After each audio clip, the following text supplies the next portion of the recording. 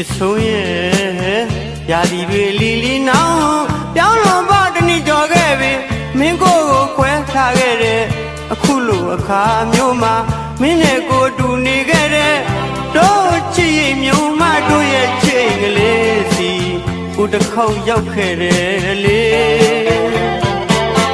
အရာရာတိုင်းဟာအတိလူပါပဲလားအင်္ဂလိပ်ကစကားဆိုလို့နေမင်းပြန်လာတာတယောက်ခဲလာတဲ့မင်းမရှိမှကိုလွမ်းရတယ်လေလူမနေတဲ့အင်္ဂလိပ်